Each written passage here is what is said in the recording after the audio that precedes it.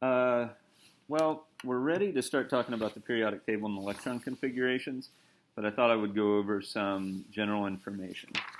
So this is the periodic table broken down, okay? The first thing you're going to notice is this little cut right here, and hydrogen would be right here, and you're just going to notice him, he's number one, and then we cut the second guy out, helium, and move him over here because he is a noble gas. And so even though helium could fit here, we move it over here because that way it resembles the family more. And it just seems like the right thing to do. But there are four regions on the periodic table: S, P, D, and F. Okay? So S is here, P's here, D is here, F is here. Okay, so S, P, D, and F. The first one we run into is S, then on the second level we open up P, third level we open up D, fourth level we open up F. So I'm going to put a 1, 2, 3, 4. Okay. So just remember it's 1S, 2P, 3D, 4F. You can, one of the main questions you always get on the AP Chem exam is, what about the 1p orbital? Doesn't exist. We only have 1s. And then once you get through 2s, you open up 2p. So there is no 1p. Okay?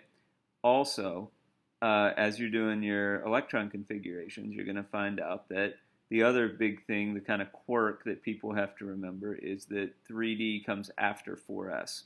But once, if you look at the periodic table I gave you that lays everything out, that'll be really simple.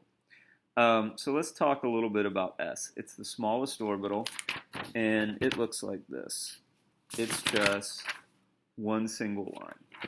And in that single line, it's just sort of a round orbital, and we can put 2 electrons, an up and a down. Okay? So we have there 1s, and then, since we have full 2 electrons, an up and a down, that would be 1s2. Okay? So if you're following on the periodic table, that would be hydrogen and helium. Okay? And then we go through to 2s because element 3 is lithium, and then you get beryllium. And so the next one is 2s, and if we fill that up like that, boom, okay, 2s2. Then we go to P, and when we move over to P, S is this skinny column, and there's only 2 spots, 1, 2, 1, 2. P is bigger, and it has 6 open spots.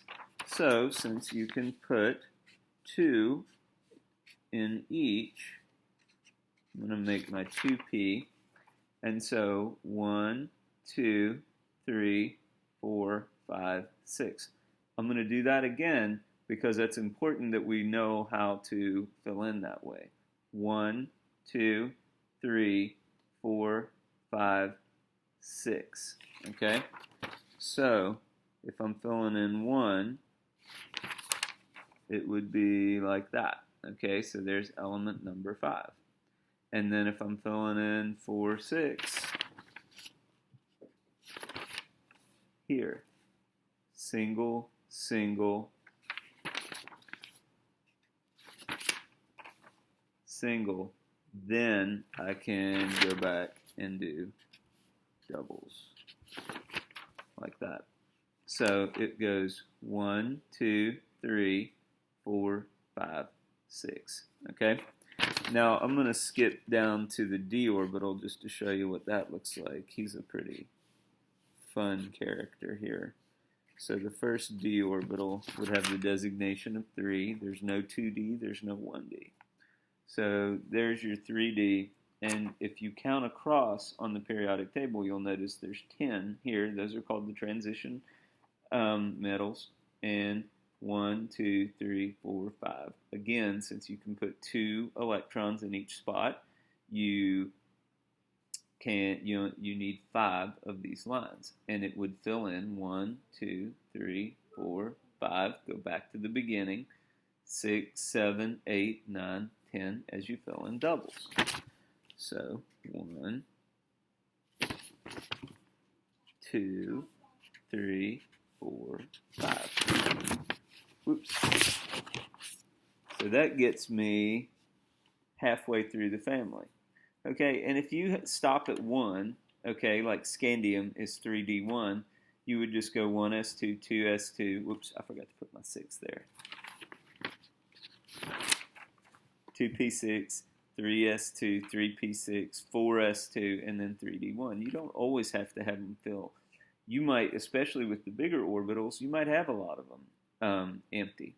But I'm going to show you an F, and then we can go and actually do a few elements, okay?